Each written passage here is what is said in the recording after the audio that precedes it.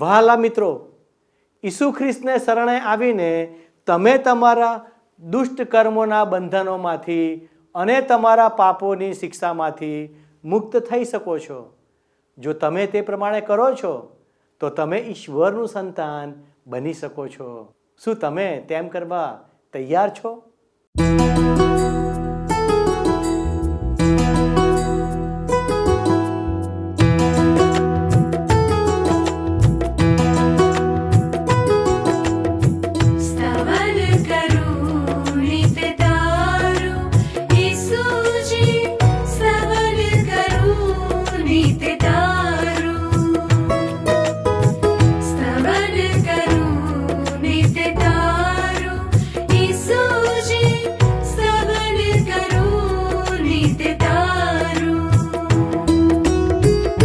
आज सवारे साद सुनी तो, आज सवारे साद सुनी तो, महिमा करूं प्रभु तारो,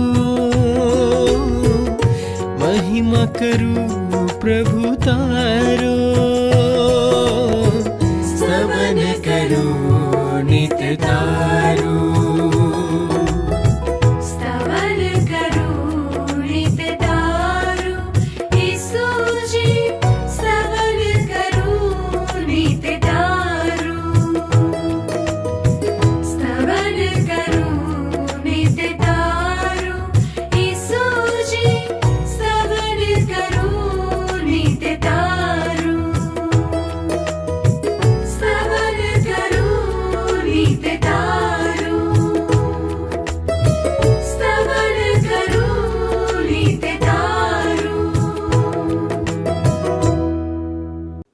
પ્રિય મિત્રો, આજના સ્તવન કાર્યક્રમમાં હું આપનું સ્વાગત કરું છું.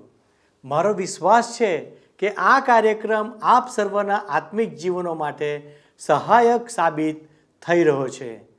આપણામાંના મોટાભાગના લોકો બાઇબલમાંથી જૂનો કરાર વાંચતા નથી. તેથી જ આપણી પાસે ઘણી બધી બાબતોનું જ્ઞાન હોતું નથી. અહીં ઈશ્વરે ઇઝરાયલને તેમના નીતિ નિયમો આપતી વખતે નાની નાની બાબતો માટે પણ નિયમો આપ્યા, જેથી તેઓ તેમની સમસ્યાઓનું નિરાકરણ લાવી શકે. ઈશ્વરના સેવક મૂસા દ્વારા આપવામાં આવેલા હુકમો કે નિયમો વ્યવસ્થાને આધીન છે. ઈશ્વર તેમના ખાસ લોકોની સંભાળ કેવી રીતે લે છે તે જાણવું પણ રસપ્રદ છે. દરેક સંભવિત ભૂલ અથવા ચૂક માટે નિયમો આપવામાં આવ્યા છે, તેથી તેઓ શિસ્તમય જીવન જીવી શકે, પાપના પરિણામે થતી ભૂંડાઈથી બચી શકે અને આવનારી પેઢીને ભયંકર અનિષ્ટ કે ભૂંડાઈથી બચાવી શકે.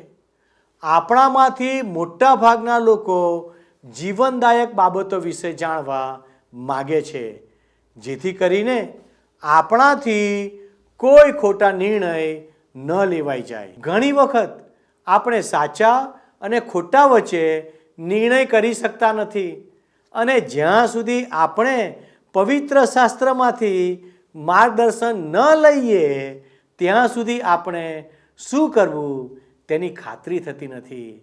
કાયદાના મુદ્દાઓ જે મૂસા દ્વારા આપવામાં આવ્યા તે નિયમોના રૂપમાં નહીં, પણ તે બધા સમાજ સુધારણા અને માર્ગદર્શનને માટે ઉપયોગી છે. આ બધું જ્ઞાન આપણને સતેજ કરે છે કે ઈશ્વરને શું પસંદ છે. મિત્રો, આજે આપણે જોઈશું કે ઈશ્વર નાનામાં નાની બાબતો વિશે આજ્ઞાઓ આપે છે, જેથી એકબીજાને માર્ગદર્શન મળે. તો ચાલો આજના અભ્યાસની શરૂઆત કરીએ. પ્રિય મિત્ર, આજે આપણે 22 અને 23 અધ્યાયોનો અભ્યાસ કરવા માંગીએ છીએ. તમે તમારા બાઇબલમાં જોશો તો 22 અધ્યાયમાં કુલ 30 કલમો છે અને 23મા અધ્યાયમાં કુલ 25 કલમો છે. હવે આપણે જોઈશું મિત્ર તો પુનર્નિયમના પુસ્તકના 22મા અધ્યાયમાં ભાઈ ભાઈ વચ્ચેના સંબંધો વિશે, પહેરવેશ વિશે, ખેતરમાં રોપણી કરવા વિશે અને લગ્ન વિશે ઇઝરાયેલી પ્રજાને નિયમો આપવામાં આવ્યા છે. હવે આ અધ્યાયથી એટલે કે 22મા અધ્યાયથી પુનર્નિયમના પુસ્તકમાં એક નવો વિભાગ શરૂ થાય છે. 5 થી 7 અધ્યાયમાં 10 આજ્ઞાઓ અને તેનું અર્થઘટન આપવામાં આવ્યું હતું. 8 થી 21 અધ્યાયોમાં ધાર્મિક અને રાષ્ટ્રીય નીતિ નિયમો આપવામાં આવ્યા હતા અને હવે 22 થી 26 અધ્યાયોમાં ઘરગથ્થુ અને અંગત સંબંધો વિશેના નીતિ નિયમો આપવામાં આવ્યા છે. તમે કૃપા કરીને મારી સાથે સાથે પ્રથમ 2 કલમો જુઓ. પુનર્નિયમનું પુસ્તક 22મો અધ્યાય પ્રથમ 2 કલમો. અહીં લખવામાં આવ્યું છે મિત્ર કે તારા ભાઈના બળદને કે તેના ઘેટાને ભૂલું પડેલું જોઈને તેનાથી તારે સંતાવવું નહીં. તારે તેને તારા ભાઈની પાસે જરૂર પાછું લાવવું. અને જો તારો ભાઈ તારી પડોશમાં રહેતો ન હોય અથવા તું તેને ઓળખતો ન હોય તો તારે તેને તારા ઘરમાં લાવવું ને તેને તારી પાસે રાખવું ને તારો ભાઈ તેને શુદ્ધ કરે ત્યારે તારે તેને તે પાછું સોંપવું. આ નિયમો તો મિત્ર પ્રત્યેક માનવ સમાજને લાગુ પાડી શકાય એવા છે. ઈશ્વર કહે છે કે આપણે એકબીજા સાથે સારા પાડોશીની જેમ વ્યવહાર કરવો જોઈએ અને પ્રત્યેક વ્યક્તિના જીવનમાં દરરોજ એનું નિદર્શન થવું જોઈએ. 4 કલમ શું કહે છે? તારા ભાઈના ગધેડાને કે તેના બળદને રસ્તાની કોરે પડી ગયેલો જોઈને તું તેઓથી સંતાતો નહીં. તારે તેમને પાછા ઉઠાડવાની જરૂર તેની મદદ કરવી. ઇઝરાયેલી લોકોએ પોતાના પાડોશીની સાથે અસહિષ્ણુ રીતે વર્તવાનું નહોતું મિત્ર. પાડોશીની સમસ્યા સાથે પોતાને કંઈ લેવા દેવા જ નથી એ રીતે એમણે વર્તવાનું નહોતું. એમણે પોતાના પાડોશીની મદદ કરવાની હતી. 5મી કલમ શું કહે છે? સ્ત્રીએ પુરુષનો વેશ ધરવો નહીં ને પુરુષે સ્ત્રીનું વસ્ત્ર પહેરવું નહીં, કેમ કે જે કોઈ એવા કૃત્યો કરે છે તે યહોવા તારા દેવને અમંગળ લાગે છે. હવે કદાચ આ નિયમ કોઈકને જૂનવાણી લાગે, પરંતુ સ્ત્રી સ્ત્રીના વેશમાં જ યોગ્ય લાગે છે અને પુરુષ પુરુષના વેશમાં જ યોગ્ય લાગે છે. ઈશ્વરે પુરુષને પુરુષ તરીકે જ સર્જ્યો છે અને સ્ત્રીને સ્ત્રી તરીકે જ સર્જી છે. ઈશ્વર અહીંયા કહે છે કે પુરુષે પુરુષ જેવા જ દેખાવું જોઈએ અને સ્ત્રીએ સ્ત્રી જેવા જ દેખાવું જોઈએ. 6 અને 7 કલમ જુઓ. જો રસ્તે ચાલતા તું કોઈ પક્ષીનો માળો ઝાડ પર કે જમીન પર જુએ ને તેની માહે જો બચ્ચા કે ઈંડા હોય, ઈંડા પર કે બચ્ચા પર માદા બેઠેલી હોય તો તારે માદાને બચ્ચા સાથે પકડવી નહીં. બચ્ચાને તું લે તો ભલે લે, પણ તારે માદાને જરૂર છોડી દેવી કે જેથી તારું ભલું થાય ને તારી જિંદગી વધે. ઈશ્વર પ્રાણી પંખીઓ માટે પણ આટલી કાળજી લે છે. એ કેટલી અદ્ભુત વાત છે મિત્ર. અને આજે તો આપણે સમજી શકીએ છીએ કે ઈશ્વરને મનુષ્યની કેટલી બધી કાળજી છે. કેટલી બધી કાળજી છે, કારણ કે મનુષ્ય એ તો ઈશ્વરનું સર્વશ્રેષ્ઠ સર્જન છે. સર્વશ્રેષ્ઠ સર્જન. ઈશ્વરને તમારી પણ પુષ્કળ કાળજી છે મિત્ર, અને ઈશ્વર તમને અંગત રીતે જાણે છે. 8મી કલમ કહે છે કે જ્યારે તું નવું ઘર બાંધે ત્યારે તારા ધાબાને ફરતી પાળ બાંધવી એ માટે કે તે પરથી કોઈ માણસ પડ્યાના કારણથી તારા પર ખૂનીનો દોષ આવે નહીં. તમે જુઓ મિત્ર, બાંધકામ માટે પણ ઈશ્વરે કેટલા જૂના સમયથી સચોટ નિયમો આપ્યા છે. મનુષ્ય જીવનનું રક્ષણ કરવા માટે ઈશ્વર એના મકાનના બાંધકામ માટેનો નિયમ પણ આપે છે. એ અદ્ભુત નથી લાગતું તમને? ઈશ્વર ઈચ્છે છે કે આપણે આપણું ઘર તેમને સમર્પિત કરીએ અને આપણું ઘર આપણા માટે સલામત હોય. શું તમે મિત્ર તમારા બાળકોને આ દુનિયાની બાબતોથી સુરક્ષિત રાખો છો? ઘણા માતા પિતા પોતાના બાળકોને ઘર બહાર મોડે સુધી ફરવા દેતા હોય છે અને એમને એ પણ ખબર નથી હોતી કે એમના બાળકો ક્યાં છે. આવા કુટુંબોની આસપાસ આત્મિક પાળ બંધાયેલી હોતી નથી. 9મી કલમ કહે છે, તું તારી દ્રાક્ષાવાડીમાં 2 જાતના બી ન વાવ. રખીને તેની બધી ઉપજ એટલે તારું વાવેલું બી તથા દ્રાક્ષાવાડીની બધી ઉપજ ડૂલ થાય. વાવેતર કરતી વખતે બિયારણમાં ભેળસેળ કરવાની નહોતી. 10મી કલમ કહે છે, તું બળદની સાથે ગધેડાને જોડતી ખેતી ન કર. ઈશ્વર અહીંયા જે કહે છે એનાથી થોડીક રમૂજ ઉત્પન્ન થાય છે. પણ ઇઝરાયેલી દેશમાં આવું થતું હતું મિત્ર. હળ ઉપર એક બાજુ એક બળદ બંધાયેલો હોય અને હળની બીજી બાજુ એક ગધેડું બંધાયેલું હોય. ઈશ્વર કહે છે કે આ પદ્ધતિ તદ્દન ખોટી છે. તમે જુઓ મિત્ર, ઈશ્વરને કોઈ બાબતમાં ભેળસેળ ગમતી નથી અને લગ્ન માટે પણ આ નિયમ એટલો જ સાચો છે. ઈશ્વર નથી ઈચ્છતા કે કોઈ વિશ્વાસી વ્યક્તિ અવિશ્વાસી વ્યક્તિ સાથે લગ્ન કરે. નવા કરારના વિભાગમાં કરંથવાસીઓને લખેલો બીજો પત્ર છે, એના 6 અધ્યાયની 15મી કલમમાં કહે છે કે ઈસુ ખ્રિસ્ત અને શૈતાન કેવી રીતે સહમત થાય. વિશ્વાસી અને અવિશ્વાસીને શું લાગે વળગે? જોયું ને? હવે 11મી કલમ જુઓ. ઊન તથા શણ મિશ્રિત લુગડા તારે પહેરવા નહીં. પહેરવેશમાં પણ આ પ્રકારના ભેળસેળથી શું થાય છે એની તમને ખબર છે મિત્ર? જ્યારે તમે આવા ભેળસેળવાળા વસ્ત્રને ધુવો છો ત્યારે ઊન સંકોચાઈ જાય છે, પણ શણ સંકોચાઈ જતું નથી. આનાથી કેવી સમસ્યા ઊભી થાય? 12મી કલમ જુઓ. જે જબ્બો તું પહેરે છે તેની ચારે બાજુએ તારે ઝાલર મૂકવી. હવે એ જમાનામાં જબ્બાની ઝાલર સામાન્ય રીતે વાદળી રંગની હતી મિત્ર. ઝાલર એ ઇઝરાયેલી લોકોને ઈશ્વર સાથેના એમના સંબંધની યાદ અપાવતી હતી, અને પાછળથી ઝાલરો યહૂદીપણાનું સ્પષ્ટ નિશાન બની ગઈ. ઈશ્વર ભેળસેળ વિરુદ્ધ સ્પષ્ટ ચેતવણી આપે છે. ઈશ્વરનું સંતાન દુનિયાના ધારાધોરણો સાથે, દુનિયાના રીત રિવાજો સાથે અને દુનિયા સાથે ભળી જઈ શકે નહીં. બિયારણમાં ભેળસેળ કરવાની હતી નહીં. બળદ અને ગધેડાને હળ સાથે બાંધવાના નહોતા. ઊન અને શણને એકબીજાની સાથે ભેળવવાના નહોતા. એ જ પ્રમાણે મિત્ર, વિશ્વાસી વ્યક્તિએ દુનિયા સાથે ભળી જવાનું નથી.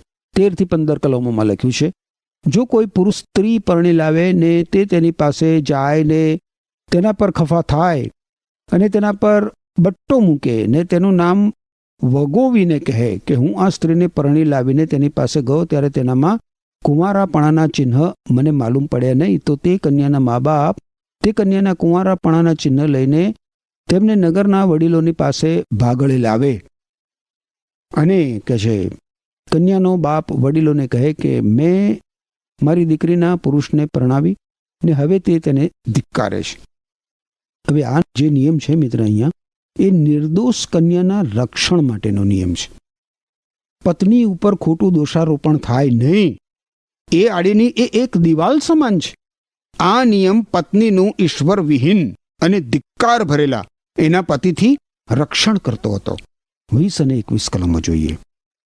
પણ તે કન્યામાં તેના કુંવારાપણાના ચિહ્ન નથી એ વાત જો સાચી પડે તો તેઓ તે કન્યાને તેના બાપના ઘરના બારણા આગળ લાવે અને તેના નગરના પુરુષો તેને પથ્થરે મારીને મારી નાખે, કેમ કે તેણે તેના બાપના ઘરમાં વ્યભિચાર કરીને ઇઝરાયેલમાં મૂર્ખામી કરી છે. એવી રીતે તારે તારી મધ્યથી ભૂંડાઈ દૂર કરવી. હવે જો પત્ની ખરેખર દોષિત હોય તો એને પથ્થરે મારવાની હતી.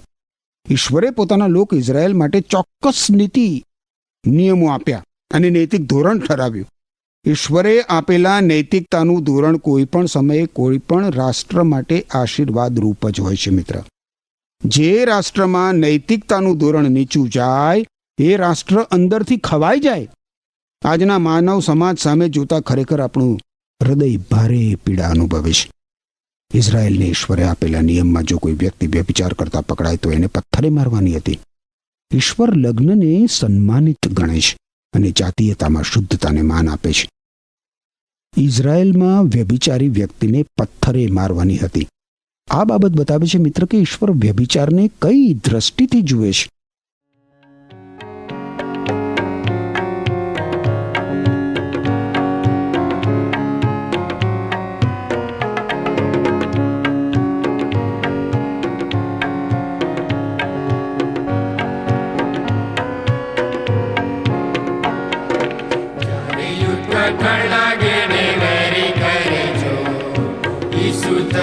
આગેવાને અમને આગળ દો, જોખમ વાળી જગાઓમાં તને ચાલીશું, ચિંતા તજી તારી પાછળ ચાલીશું, પાછળ પાછળ તારી પાછળ ચાલીશું, સૌ જગ્યા જ્યાં ત્યાં પાછળ ચાલીશું, પાછળ પાછળ તારી પાછળ ચાલીશું, જ્યાં જ્યાં દોરી લેશે પાછળ ચાલશું.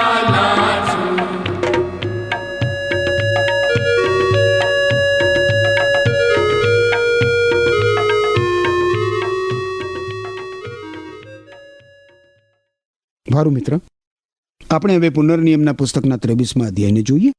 23મા અધ્યાયમાં દુનિયા, દેહની ઈચ્છાઓ અને શૈતાન વિશે કેટલીક બાબતો કહેવામાં આવી છે. આ 23મા અધ્યાયમાં ઘરગથ્થુ અને વ્યક્તિગત સંબંધો વિશેના નીતિ નિયમો આપવામાં આવ્યા છે. આગળ વધે છે એ નિયમો. વિશ્વાસીએ મિત્ર પ્રત્યેક દિવસ અને પ્રત્યેક કલાક પોતાના શત્રુ દુનિયા, દેહની ઈચ્છાઓ અને શૈતાનનો સામનો કરવાનો હોય છે. 23મા અધ્યાયની પહેલી કલમ જુઓ તો ત્યાં લખ્યું છે કે જેના વૃષણ ઘાયલ થયા હોય અથવા જેની ગૃહાંતરી કાપી નાખવામાં આવી હોય તે યહોવાની મંડળીમાં પ્રવેશ ન કરે. આ નિયમ અત્યંત અસામાન્ય નિયમ છે મિત્ર. ઈશ્વર આપણને અહીંયા શું શીખવવા માંગે છે? હું માનું છું કે ઈશ્વર અહીંયા જાતીયતામાં અતિરેક અને વિકૃતિ ઉપર પ્રહાર કરે છે. યાદ રાખો મિત્ર, ઈશ્વર પવિત્ર છે, અત્યંત પવિત્ર, અને ઈશ્વર કોઈ પણ પ્રકારની અશુદ્ધિ ચલાવી લેતા નથી. બીજી કલમ કહે છે કે વ્યભિચારથી જન્મેલો યહોવાની મંડળીમાં ન પેસે, તેની છેક 10મી પેઢી સુધી તેનું કોઈ પણ યહોવાની મંડળીમાં પેસે નહીં. બહુ જ કડક ભાષા ઈશ્વર અહીંયા વાપરે છે.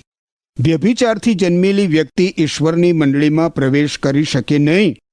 આજે આનો અર્થ આપણા માટે શું થાય છે મિત્ર? ઈશ્વરના બાળક બનવા માટે વ્યક્તિએ નવો જન્મ પામવો જોઈએ. આજે ઘણા બધા લોકો કહે છે કે હું વિશ્વાસી છું, પરંતુ એ લોકો સાચા અર્થમાં ઈસુ ખ્રિસ્તને શરણે આવીને નવો જન્મ પામીને ઈશ્વરના સંતાન બન્યા નથી હોતા. આવા લોકોને ગુઢાર્થમાં વ્યભિચારથી જન્મેલા બાળકો કહી શકાય. કોઈ વ્યક્તિ ધાર્મિક હોઈ શકે, પરંતુ એ નવો જન્મ પામી ના હોય. આવી વ્યક્તિ કોઈ પણ અર્થમાં ઈશ્વરનું સંતાન નથી. ઈશ્વરે આ હકીકત બહુ જ સ્પષ્ટ કરી છે મિત્ર. નિકોદેમસ નામનો એક માણસ, એ યહૂદી ધર્મનો આગેવાન હતો. બહુ જ ધાર્મિક માણસ હતો, લોકોનો આધ્યાત્મિક નેતા હતો, અને એમ છતાં એ વ્યભિચારથી જન્મેલો માણસ હતો એવું કહી શકાય. એણે જો સાચા અર્થમાં ઈશ્વરનું સંતાન બનવું હોય તો એણે નવો જન્મ પામવો જ જોઈએ, એવું પ્રભુ ઈસુ ખ્રિસ્તે એને કહ્યું હતું.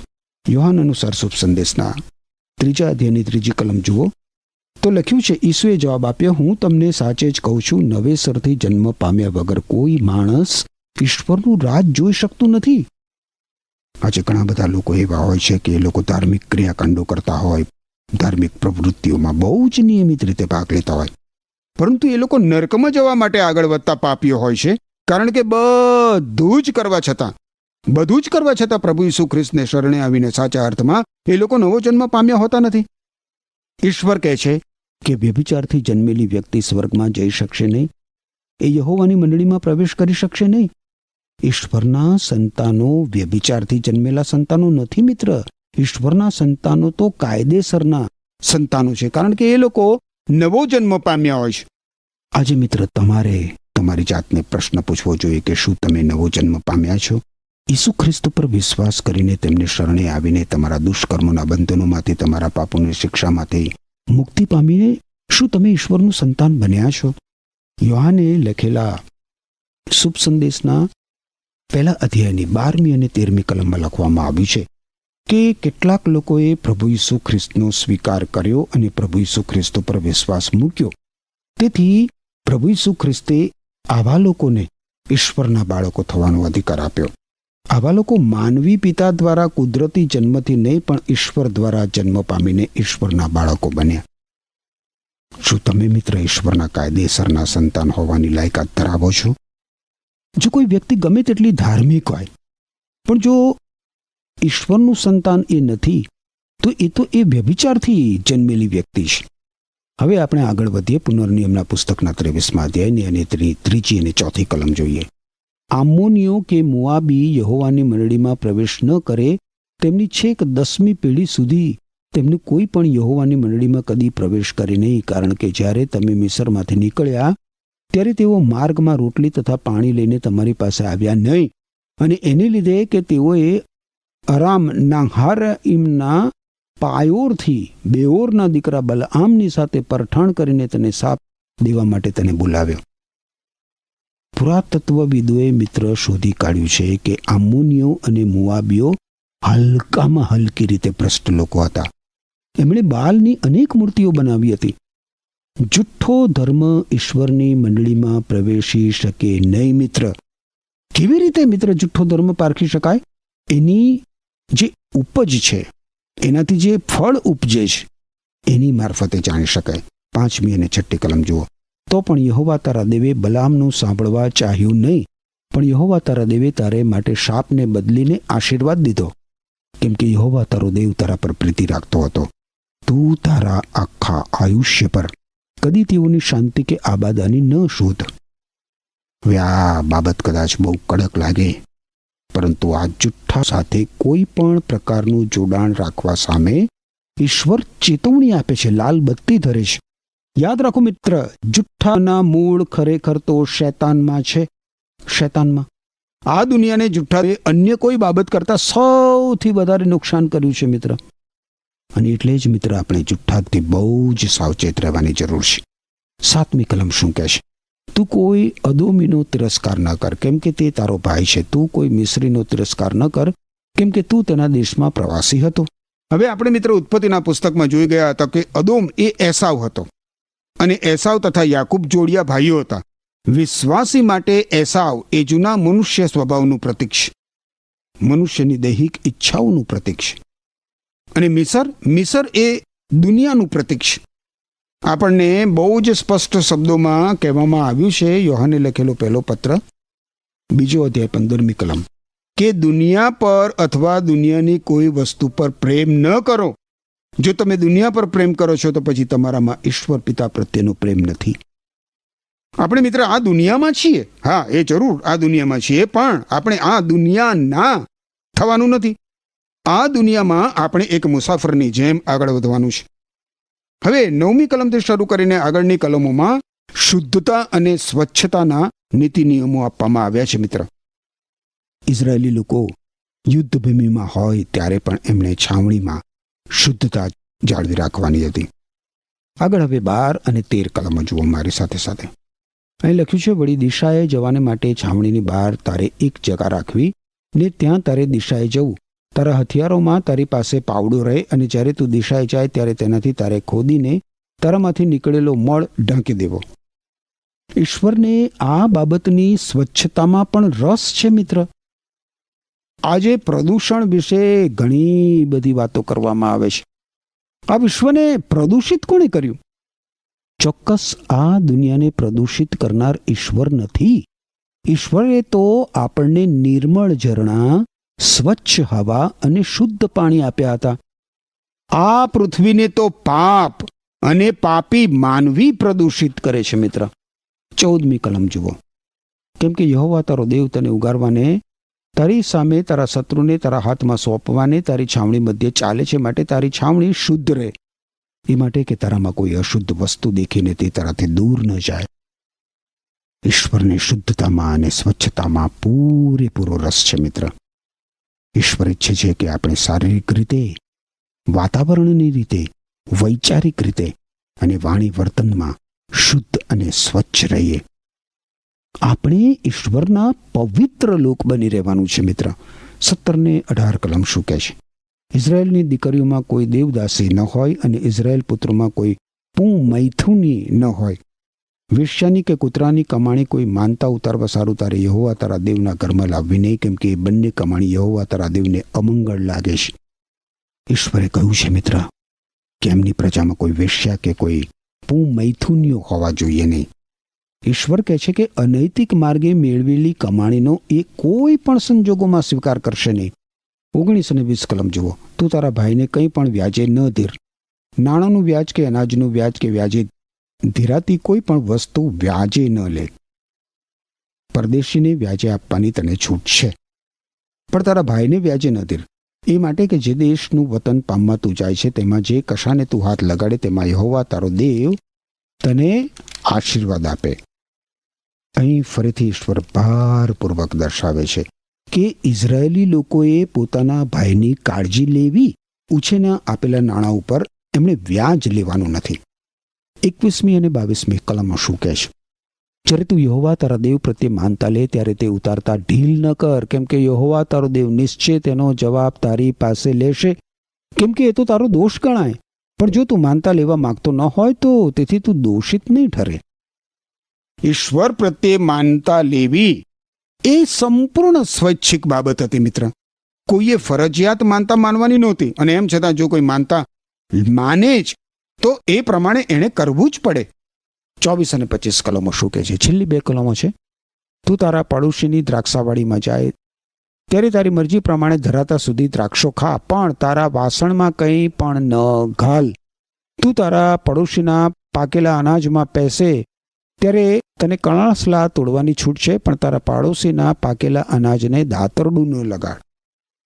તમે તો જાણતા જ હશો મિત્ર કે પ્રભુ ઈસુ ખ્રિસ્તના શિષ્યોએ આવું કર્યું.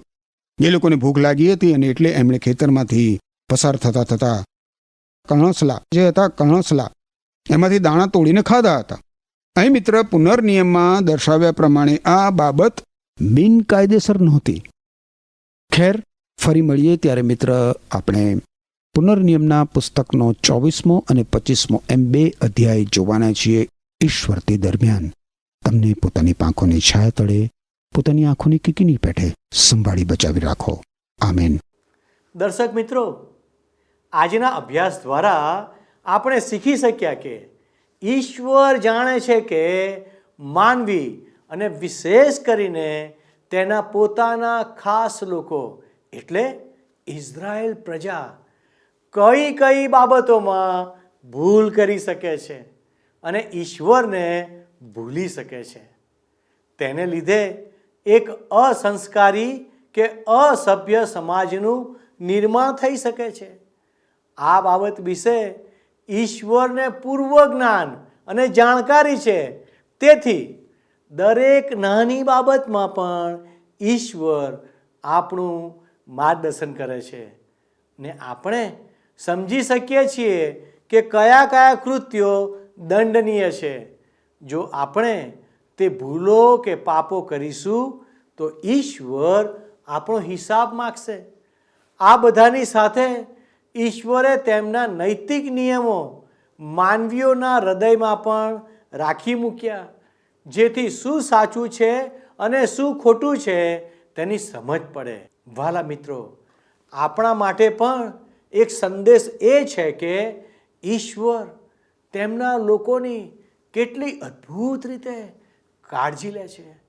પ્રભુ ઈસુ ખ્રિસ્તમાં વિશ્વાસ કરવાને લીધે આપણે પણ તેમની પસંદ કરેલી જાતિ છીએ.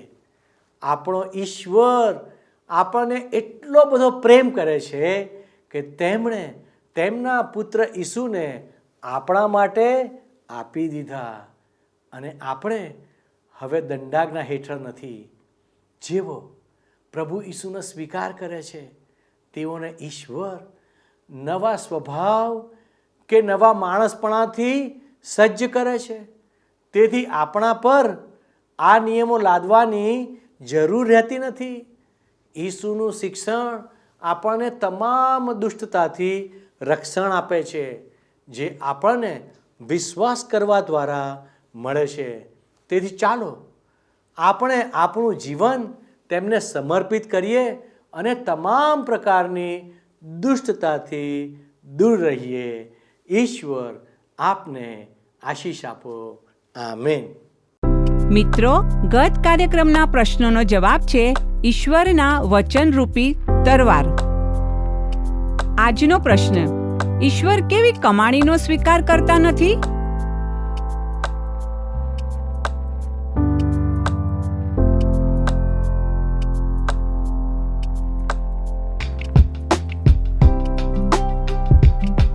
જવાબ આપે સ્ક્રીન પર દર્શાવેલ વોટ્સએપ નંબર પર આપવાનો રહેશે. કાર્યક્રમ દરમિયાન પૂછેલા પ્રશ્નનો સાચો જવાબ આપનાર વિજેતાઓના નામ દર મહિનાના પ્રથમ સોમવારે જાહેર કરવામાં આવશે.